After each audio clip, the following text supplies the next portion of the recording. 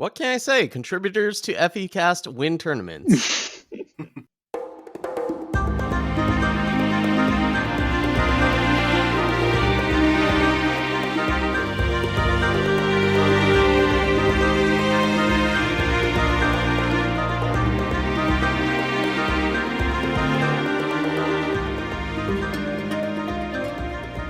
Hello, everyone, and welcome to FECast episode 65, Contributors of this podcast win tournaments.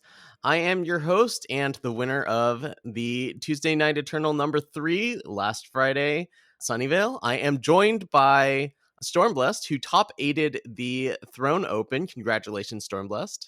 Thank you very much. It's always great. Someday, I hope I can finally, get better than top 4. I've never gotten better than top 4 in a tournament. We'll see if this year is the year.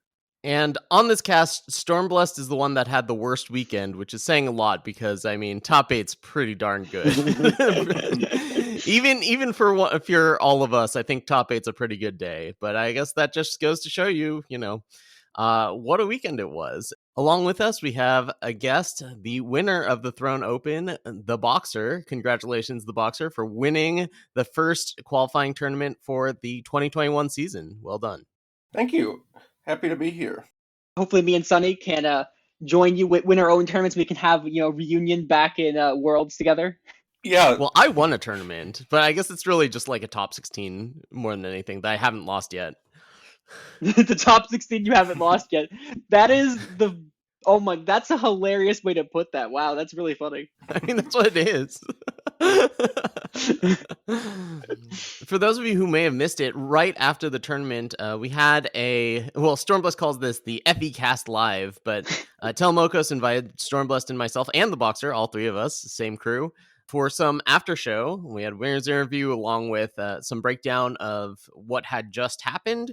So definitely go check that out. We'll be rehashing some of the things that we said there. But if you want to see in the moment what it was like right after TheBoxer pulled up the victory, definitely check it out because there was a lot of great conversation and a lot of great production value from Telmokos. So I'm looking forward to doing the next Aftershow, probably more than I am looking forward to the next tournament, as much I'm looking forward to that. So also on this cast, we'll be going over the Open results, the Tuesday Night Eternal results, as well as doing a preview of what we think Expedition's going to look like, and finally an update for the Friends of Eternal Team League.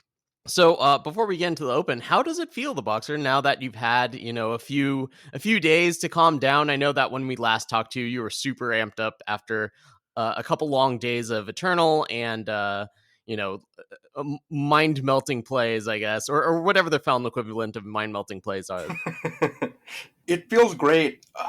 I forget if I said this on the Aftercast, but like going into the season, I had been preparing myself to potentially not make Worlds this year. Like I wanted to, it was my goal to make Worlds again, but there are a lot of good players. There aren't that many spots, less this year.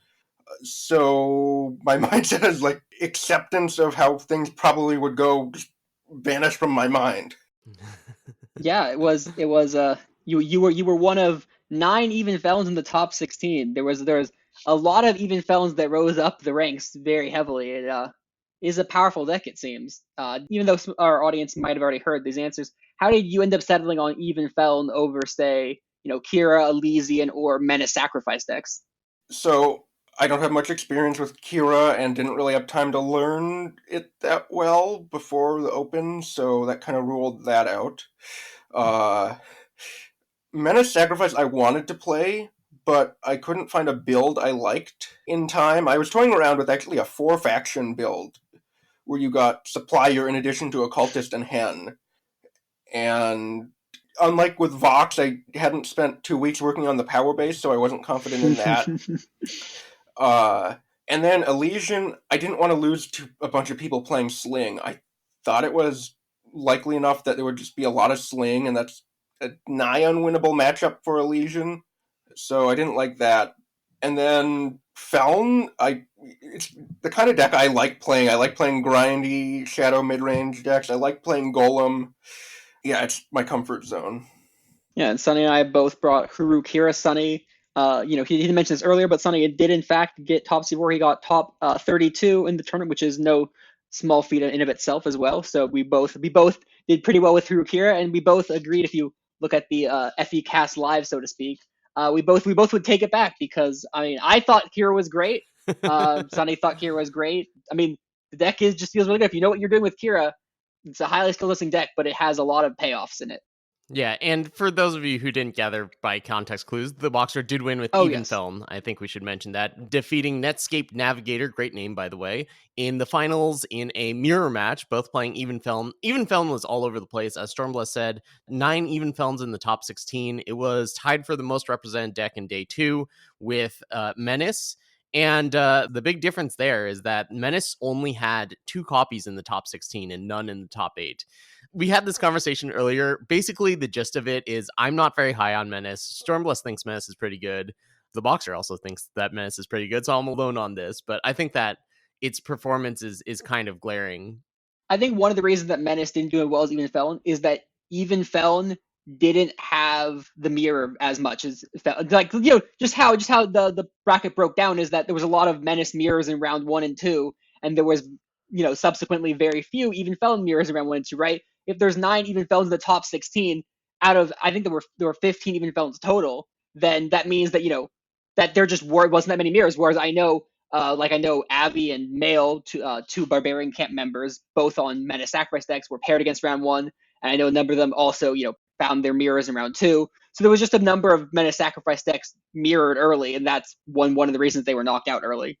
Okay, well that just means that Feln won a lot more non-mirrors than than Menace. I mean, that's what that means, right? Well, but they also had more opportunities to win non-mirrors, right? Because if there were 15, even Feln non-mirrors and 7, Menace Sacrifice mirrors, then they just had more opportunities. But those Menace players have to lose at some point, and they did. Yes, anyway, sure. This we could argue circles around this. I want to hear what the Boxer has to say. So my intuition at looking at some of these cards these decks get to play, they should be powerful, but one way to explain them maybe not being as good as I thought they might be, or a lot of people thought they might be, is previous Sacrifice decks played more units and less moving pieces. I guess a lot put Shrine in the market now, but there's a lot of draws you can get early on that just don't do a ton. If you draw too many troves and not enough units, or Crawl, you can juggle it later, but it can be a dead draw early. And this is one of my biases about Sacrifice decks, but I just feel whenever Shrine becomes the focus, and I'm not exactly right, I've underestimated in the past, but it also just feels inherently less consistent than other types of Sacrifice decks. Oh, I agree. I feel like the Sacrifice Shrine decks tend to be, it feels good, it feels like you're winning, but you just can't quite get there often enough. Yeah, I know me and Sunny in the past, back during the original sort of FTS Sacrifice Days and Expedition, me and Sunny liked the sort of more consistent Sacrifice deck that's, you obviously still play Shrine because it's powerful, but you play it as maybe a 3 of rather than a 4 of, right? If you get it later in the game, it's great and it can do good things, but it's not going to clog up your hand early. And, the deck can still have, and should, and does still have, or did anyways back in the day, have a game plan beyond the Shrine deck, right? That was one of sort of, this is also just because Kira has some really excellent cards like Styra's Tower, but was one of the problems for Applechips' deck and their match versus me, is that once I got rid of their Shrine, with Vision of Austerity taking, 1 Shrine attack, the deck suddenly stumbles and falters a lot more, right? Especially once I play a Lord Styra's Tower and make all their units have 0 attack or even less. Yeah. It really depended on what the build was. And I think that, the builds that were inherently inconsistent because they were playing 4 Burglar main or multiple Shrines main also just had fewer weak points. And in an open deck list format, I know with Kira certainly, you could just be okay, I'm going to vision their Shrine, and I'm going to bring to justice their Strange Burglar, and then I'm going to shrink their board with Lord Styra's Tower, and that's the game. And that was a really easy way to neutralize what they were trying to do. But I mean, that doesn't work against a deck that's playing 4 Strange Burglar main, but then you also have the issue of getting flooded on that card. So it's a balancing act. It's a total balancing act. And we're talking about, could teams have found the right build in time, and whether that was a contributing factor to it not taking down the tournament is the right build wasn't there. But maybe there's just too many pieces to really nail it down, I also liked Boxer's take on it, which was that there were not enough Katos. There were some sacrifice decks that were only playing 3 Katos, and they should really have been playing 4 Katos because Kato is just one of the best cards in the deck. It's great with Shrine, obviously, because it allows you to do big punchy moves with, 10-8s with, lifesteal and charge. But then also, if you don't have Shrine or River, it's still a pretty reasonable backup plan because it's 2 8/8s, right, for cheap. So just a great card, Kato. So there was even a game in the top 64 when I played against Trove where I stole the shrine with Damara, and then they just played Kato after Kato and won. That was the one game I stole their shrine. I believe that opponent was on 4 Kato. I know it's one data point, but I still felt it in that game. The big question, aside from what are our thoughts on decks, whatever, the thing that everyone cares about is balance patches. So the big question is, are there any cards in Throne that are probably moving forwards that we think Direwolf might change moving forward? So obviously they're the likely suspects: Even-Handed Golem, Grenahen, Exploit, Crawl, Felrock, or other cards. So Sunny and Box, are there any cards that you think might be problems that Direwolf might take a look at or balance? So I don't think it's Even-Handed Golem. Let's get that out of the way. I know that's probably an unpopular opinion, but I don't think it's that. I don't think it's Hen. I think Exploit is annoying. I did say that Exploit was going to get nerfed, and I've explained it in detail in one of our previous episodes when I said the however many cards from whatever set are going to get nerfed. We're going to talk about one of those cards a little more later today. I do think Felrock is really dumb. I think that being able to play Felrock for free is dumb. I just hate it. I've also talked about that at length, so I'm not going to do that. But I'm not even optimistic that they're going to nerf it. If anything, geez, maybe we'll just see, as far as Throne's concerned, like a Kira nerf or something, because I think Kira is still pretty absurd. Or like a card surrounding Kira, not necessarily Kira itself, but maybe Levitate or Silverblade Intrusion. But that's it. So I don't think they're gonna nerf Hen. I want to get that one out of the way first. It's a new card. They don't nerf new cards right off the bat. I think, except for Endra was one of the few exceptions. Yeah, but Hen isn't killing people. Yeah, it's not killing people. It also misses a lot. Even in the deck I played it in, it misses 15% of the time. I think it's a powerful card. I think it should be in the deck, but it's not ruining gameplay. It's not overpowered. Occasionally it'll hit a Felrock and put it into play for free, but that's more Felrock's problem. I could see them changing Golem. I don't know if it's right, but if even decks are incredibly popular on ladder, I think popularity sometimes is a predictor of balance changes. I don't think Exploit is going to be nerfed. I don't even think this is the deck where Exploit is that good in. I kind of had to be talked into it by my teammates. Crawl didn't have that great of a showing this weekend. It also just got nerfed. Oh yeah, that's a good point. It also just got nerfed. I think Juggle and Crawl is a very powerful thing, but I don't think this is the weekend that proved that. Felrock should be nerfed. I don't know if it will. I think I would enjoy Even-Handed Golem being nerfed because I'm just always tired of that card. But at this point, I guess it's not super offensive. Being a 1/1 while still being a real card is a lot less than being a 2/2. Being a 2/2 is significantly better than being a 1, especially with the fact that even decks' weaknesses are their tempo, right? And so a 1/1 on turn 2 or turn 3 or 4 even is a lot less tempo than a 2/2 on that turn. It doesn't contest the board at all in the same way that a 2/2 can. So I think it's mostly fine. Grenahen, the principle behind Grenahen is that you really have to warp your deck around it. You have to be playing at least 30 hits, if not 40. 40 hits gives you a 90% chance to draw. And you have to be okay with having a 10% chance to miss, because you really can't go past 40 hits for Grenahen without truly warping your deck, because then that means you can't play Seek Powers or Etchings or, normal other removal or interaction along any axis that isn't a damage-based spell. Netscape Navigator's deck, I wouldn't have played that build specifically because I didn't think it had enough Grenahen hits in it. It had 18 misses. It had only 32 hits, which is an 80 or 82% chance to hit in the deck, and I wouldn't want to have that much chance to miss with Grenahen. Exploit, I think Exploit is fine. It's fine on power level. The only reason that it would ever get nerfed is based on sort of the aggregate sum feelings of the community, which I think is a valid way for Direwolf to balance the game, but I don't think it would ever be nerfed on power level. Krull, maybe he'll have to get nerfed again in the future. I wouldn't necessarily be surprised if it ever did get nerfed again a second time, just because it is, obviously a very scary effect to have in the game. Any sort of fate effect with such a powerful move is, kind of be concerning to some extent. Felrock, I'm a little biased towards Felrock getting nerfed because Netscape Navigator really high rolled me so hard. Like, on turn 4, they played a Forbidden Research and discarded 2 Felrocks and got a 7 for 1 at fast speed on turn 4 for 4 power. And then the next game, they played a turn 4 Grenahen, drew a card, and discarded a Felrock. And that felt really, really bad. Like, there was just no way I could come back from, the tempo gain and the card advantage that was just accumulated by those 2 moves on turn 4. So that felt really bad, especially coming off the back of my really, what felt like one of the better matches of Eternal that I had in the top 16 match versus Apple Chips, where both of us were making really intricate moves. I felt like we were both playing really well. And of course, then, the other game I just got high, which is, how card games work, right? But like, I am a little bit annoyed still. It's hard for me to be like, I think they should nerf Felrock because I'm very biased at this point, but also like, it's kind of a dumb card, right? So yeah, it's kind of a dumb card, exactly. I just want to go back to 2 things. First of all, Exploit, I think Enthroned is totally fine, but I would be a bit worried about an Expedition where, it's a little slower. The busted 2-drops are Dovid, not every single card that people play on turn 2.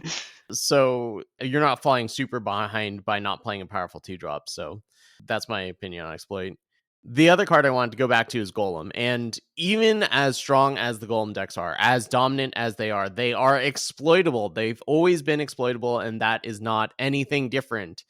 TheBoxer, how would you feel your chances in the finals against someone who played like some sort of Felm deck that had 8 market access for Waylay?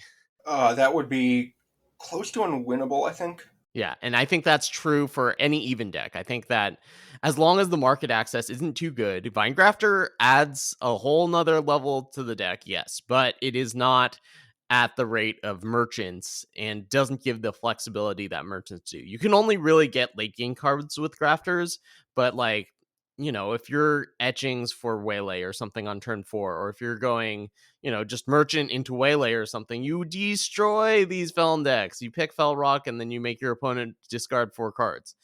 I just think that if even decks ever get too popular, they are exploitable if you know how to build your decks in order to deal with things that you were trying to tackle in the metagame, and they're not adaptable to the point where they can actually defend that. I think even-handed Golem as a 1/1 is like right where it needs to be. It'll make some for some powerful decks, but if people want to beat those decks, there are going to be the tools to be able to do so. Yeah, and something also has said in the past, again, as we also alluded to just now with this whole conversation, is they don't have good tempo, right? That's one of the reasons that Felrock's just busted in general. Like, Felrock is just an extremely busted card. But that's one of the reasons that the even Felon specifically right now is the even deck of choice, is because they have Felrock, which is a way to get back tempo. It's a way to, accumulate card advantage. And, that's just what the even decks need. They need ways to just sort of get the insane tempo that Felrock brings. So, like, another way to go about it is, obviously you play a more tempo-oriented, like I don't know how exactly the Yetis matchup goes. Boxer, I mean, you have the experience, right? How would you classify even Felon versus Yetis or some other form of aggro deck, like super aggro deck? So Yetis, I would classify as, it's favored when you're on the play, I think. When you're on the draw, it's probably unfavored. I don't know to what degree. Grafter and Hen help a lot here. Mm-hmm. And Golem being a 1/1 means the body actually matters, where like against Stone Scar, it just wouldn't. I see. So Yeti specifically, I don't think is that bad. But like Stone Scar is, because like Champion of Chaos, for instance, would be very good versus, say, like Grenahen, because unlike versus Yetis where the 1/3 lifesteal would matter, against Champion of Chaos it would still beat your face in. Or like Praxis with Alluring Huron, we tested that in-house and it just slaughtered Feln. Yeah, the problem is making that deck powerful, and it's really tough. I've tried that also, leading up to the tournament. Yep. Grand Suppressor also turns off a lot of stuff in Feln, which is interesting. Before we move on from the Open discussion, I just wanted to bring up one last card that I forgot to put in my list earlier. The most played card in the Open, above Feln Painting, which had 135 copies. We had Maveloft Huntress at also 135 copies. So that's sort of the big card right now. Like Maeve Huntress is sort of taking the place of Torch in the metagame, where it has the most representation and is by many people considered to be the best card in Eternal right now. Do you think Maeve Huntress should deserve some sort of touch up, or is it fine as is? I'd be fine with it. It's just everywhere, and one card shouldn't be everywhere. so I'd be fine with it. Like, I don't think it leads to bad gameplay. In fact, I think the opposite. Like, the things that does to gameplay is pretty good, but I wouldn't be super sad to see it go down to 1-1 or something. I'm not sure what the exact nerf would be. Yeah, I like changing the stats a little bit to a 1-1. I agree with the people saying it's the most powerful card in the game, I think, which is weird saying, like, where, like, Felrock's the one that's probably easily the most nerfable for stuff. But, yeah, it's an incredibly powerful card.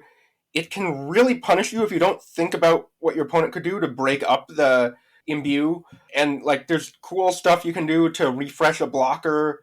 And I like it mechanically, but it's basically wrong to not be playing it in any primal deck at this point, which is, you don't want it to be that.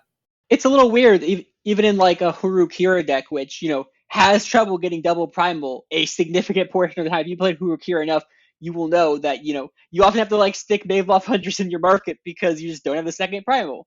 It's still worth playing, and it's still worth taking the risk on knocking second primal because Huntress is that powerful. M. Gallup calls it 2-power Carnosaur, and that's, not necessarily, it's closer to correct than incorrect. And that's obviously, if Carnosaur costs 2 naturally, it'd be very good.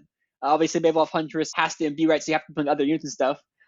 So, it has its downsides for sure. But, getting Plunder on powerful cards is obviously a thing that I think we all support because Plunder is just such a good mechanic. Although, I will say on Exploit, Plunder is possibly not at its best on Exploit for gameplay status because one of the real problems with Exploit, potentially, is that it slows down gameplay so much. On turn 2, suddenly the game grinds to a halt as they play Exploit. They stare at their hand, and they stare at their own hand, and they're staying at 2 hands, having to like think 5 steps ahead on both hands. So maybe that's the reason that they might choose to tackle Exploit to some extent, just to maybe speed up gameplay. But yeah, anyways, Maeve Huntress, I think it maybe could use a touch up, but I have no idea where they would touch it up, right? Because like if you made it a 1-1, that would make it. Would it make it unplayable? I don't know. If you obviously can't remove Plunder because that's such an integral part of the card being fun. You can't like remove Imbue because Imbue is the whole point of the card. Yeah, I think it would kill enough stuff as a 1-1 to still be useful but not be dominant. And by the way, what you said about Exploit, about grinding the game to a halt because there are 2 difficult decisions that someone has to make, that sounds fantastic to me. I want difficult decisions to dominate the gameplay. That sounds great. I love that. In any case, if you want to check out the games that TheBoxer played, I would recommend going to the Piloting Club, where there's a lot of discussion talking about what TheBoxer could have done in his matches and just really breaking down the lines of the play. I mean, with TheBoxer, of course, you're going to get very good gameplay to begin with, and then a lot of people have been observing to see if they can make it better. I'm looking forward to doing that later tonight. I haven't had a chance since you posted it, on Wednesday? I think so. But yeah. But I'm really looking forward to diving into that because I'm all about the process and breaking down plays and trying to figure out what the best line is.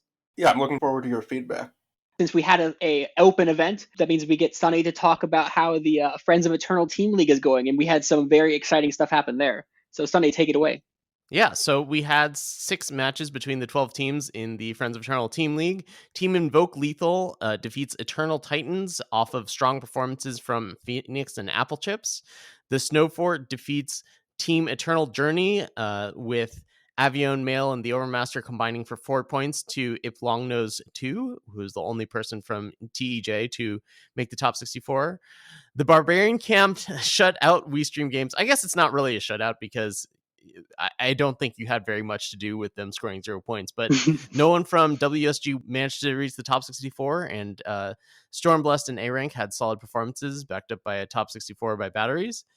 CSB defeats WeStream Game 2 off of performances by Gerger PM, Keith Palig, and Ilya K. And this next match was the show of the weekend. Team Misplay Teal Trapezoids versus Team Rankstar. Team Rankstar took it down because the Boxer won, of course. That's in the rules. But it was very close. So the way that this came down is that the Boxer met Colacoma in the semifinals. And if Colacoma won, it was going to be a victory for Teal Trapezoids. If the Boxer won, it was going to be at the very least a tie. And if the Boxer won the tournament, of course, they would win the match. So that was a very exciting game to watch and follow as we went along. And finally, the Team Misplay Red Rhombus's defeated Friends of Eternal.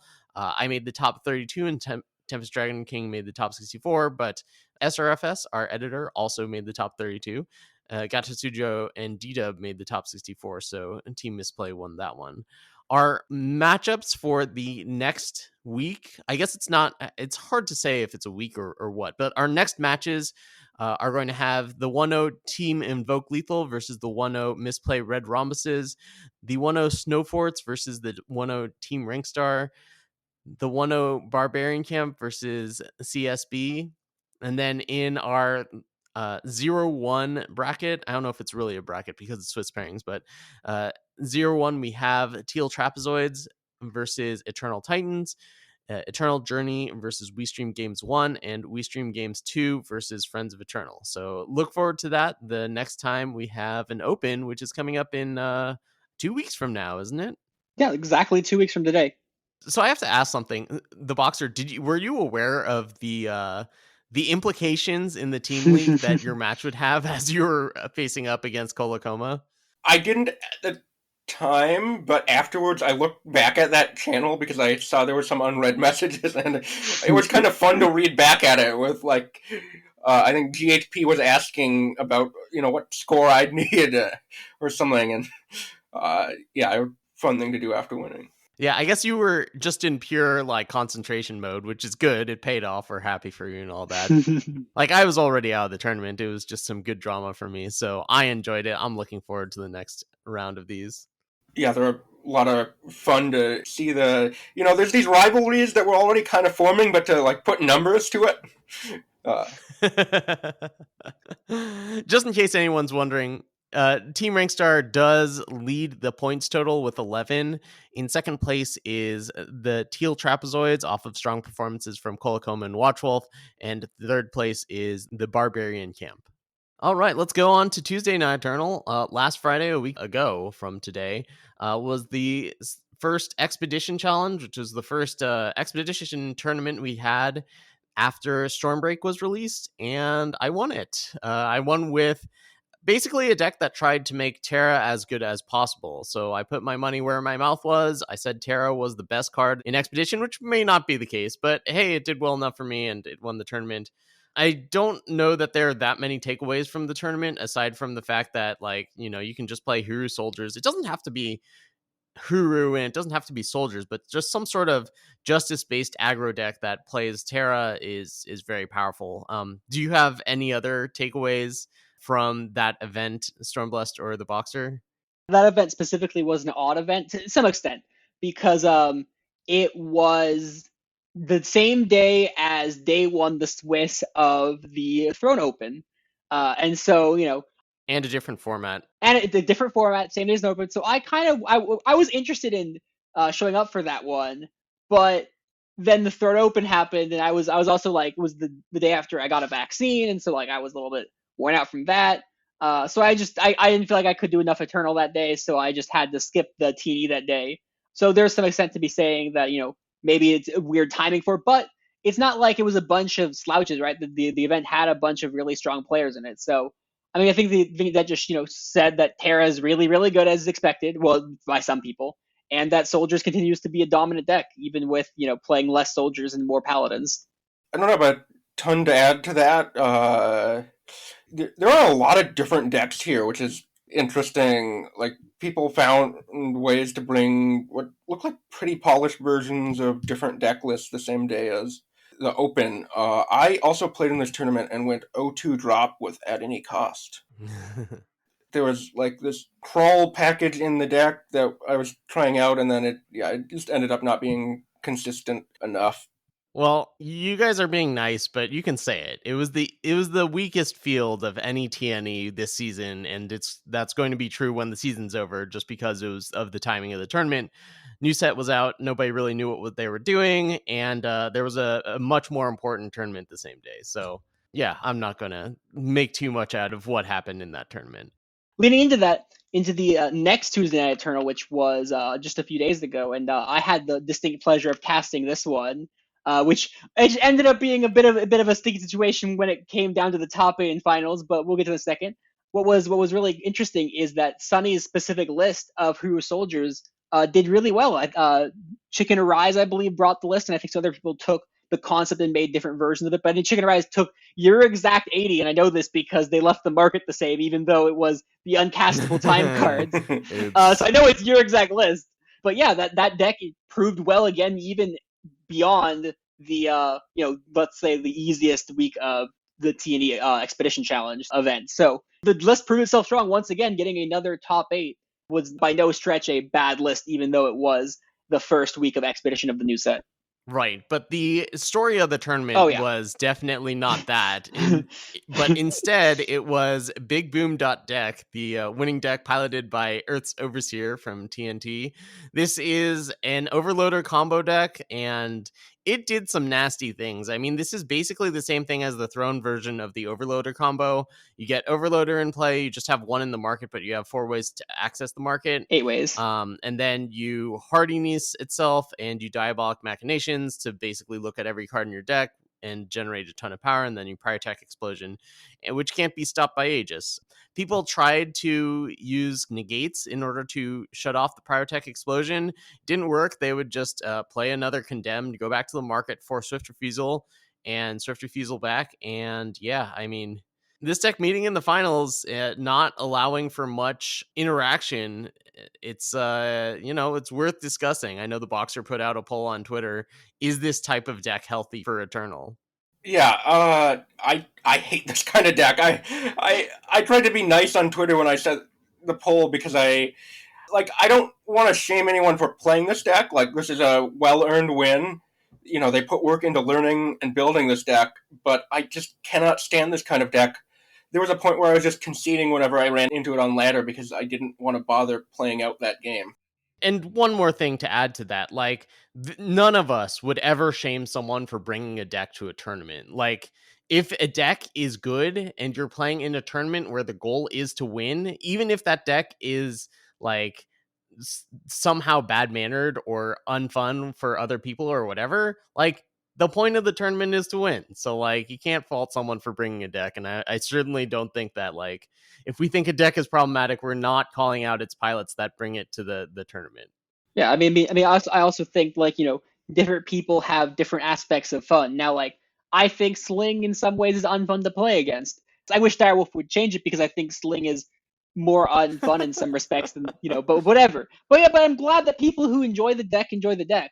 Yeah, the Overlord combo deck met in the finals, and it broke me. After a long day of casting a tournament, I had to deal with that like Overlord combo versus other decks.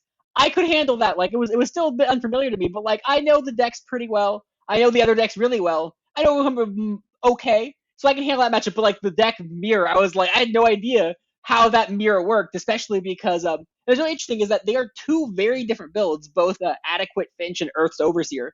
One was playing Granahan, the other was playing Crafty Occultist. One was playing like Permafrost main deck, the other was not, I believe. So there was a bunch of interesting changes between the 2 decks. I mean, there were also some other misplays potentially from people not having played against the deck enough. For example, Ambivalent Thoughts, a teammate from the Barbarian camp, in the top 4 made what ended up probably being a very significant misplay versus the Overlord combo. Is they left up Wisdom of the Elders with 5 open power to go like Wisdom of the Elders and try to top deck Dazzle. But of course, they didn't draw the Dazzle. What they could have done instead was play Wisdom of the Elders main phase. If they draw Dazzle, pass. But if they don't draw Dazzle, play Vicious Overgrowth on the opponent. Because the opponent, I believe, was only at 10 or 11 life at the time. So reducing their life down to, let's say, 8 maximum. Let's call it 8. Reducing it down to 8 from 11 means that the opponent gets 6 less power off of Machinations and gets to look at 3 less cards, which obviously could be very, very significant, costing them the game. I mean, they could still obviously just have top deck, Hardiness plus Pyrotech in the top 7 cards, It ended up being, they had to grab a crafty occultist and draw into it with the next 2 cards off crafty occultist to finally see the combo. So, that would have ended up being a significant thing, especially because you need 23 power to win with Pyrotech. If the opponent can't get 23 power up their machinations, they also have to grab a hardiness, because you need to amplify Pyrotech Explosion 4 times to get lethal damage. When the opponent played machinations, they only got 20 power after that. So they literally couldn't win without finding extra pieces, which again, you can stop that by reducing their life total down low enough.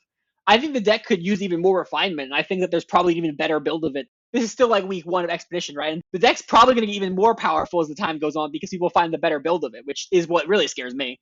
So TheBoxer already put his stance out there. Do you think these decks are good for Eternal? Do you think they're okay, or do you think they need to be deleted immediately? The closest thing we had this is Endra, right? Are there any other decks you've had like Overloader and Endra? I mean, there's the Answer the call? no, the combo that Kamado plays. What's it called? Oh, Glimpse the Possibilities? Well, the Huru, the call of the Huru, or eight of the Huru. Diogo? Not Diogo. Oh, Diogo combo. Oh, Diogo, right, Diogo. Yeah. I don't know. I mean, Endra was a problem for the game, for sure. I go back and forth on whether Overloader is a problem for the game or not. It's a very inflexible deck. It has a number of weaknesses, obviously. TheBoxer, why don't you try to convince us?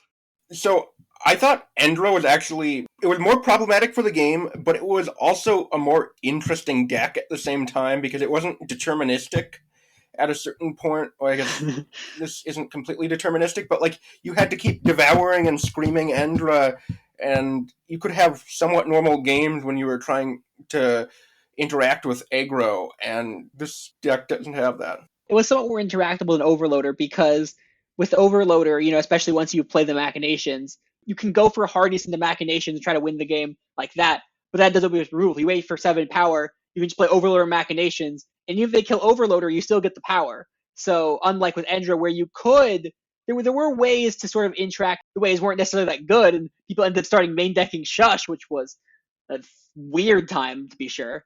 But it was more interactable because you could, like, say they play Haunting Scream and you like take out the Endra before it can hit you and stuff, right? So there was this, even if it wasn't necessarily like great interaction, you could still interact with it more so than Overloader in some ways.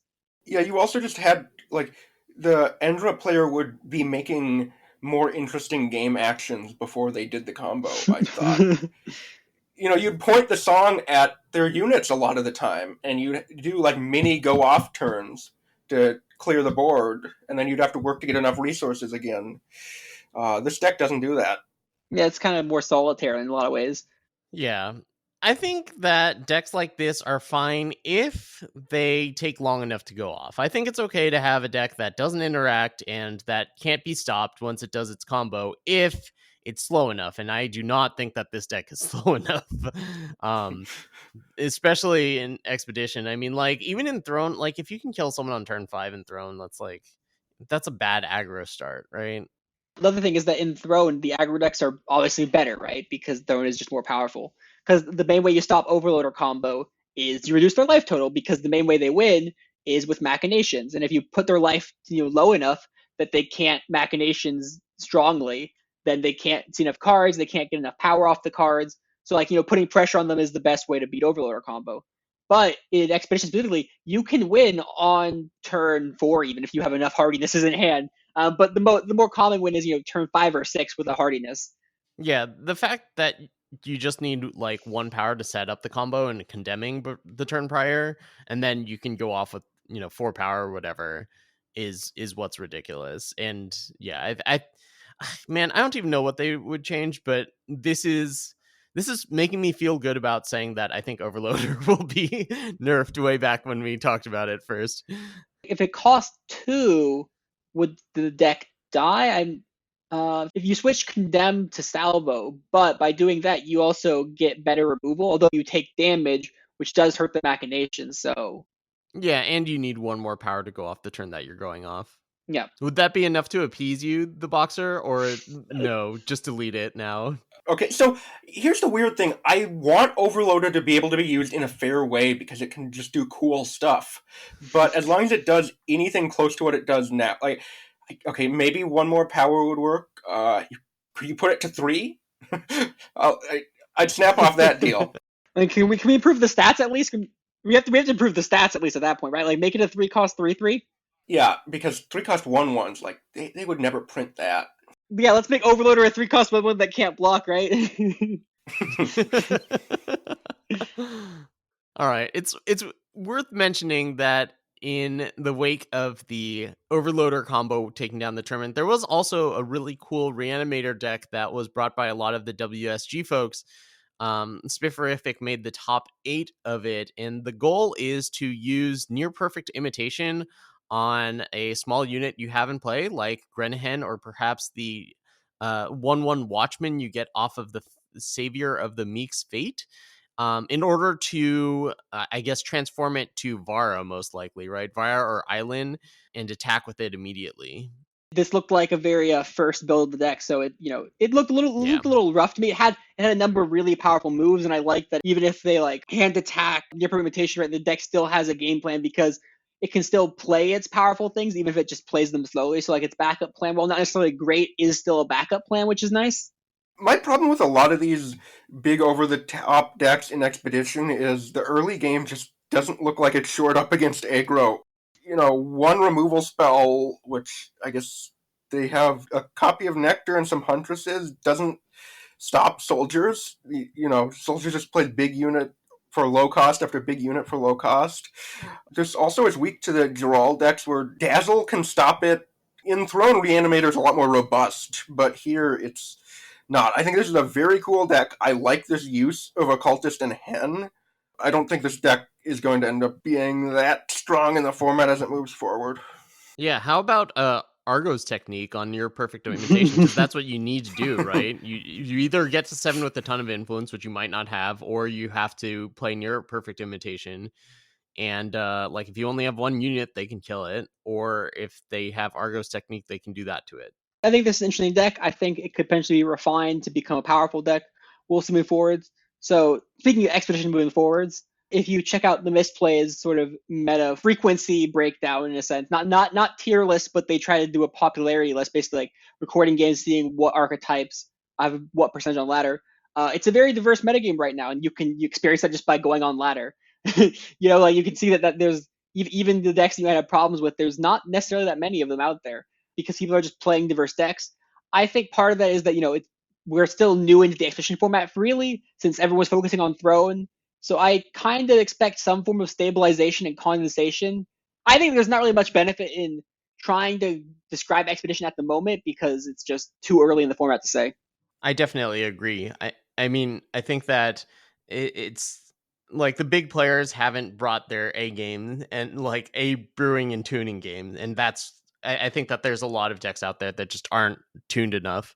And, as we get closer to the Expedition Open, it'll solidify. And I think that's going to start with the aggro deck that puts the quickest clock on the opponent. And right now that's Huru Soldiers, but I just think it's going to be some sort of Terra deck, whether that's Huru or otherwise.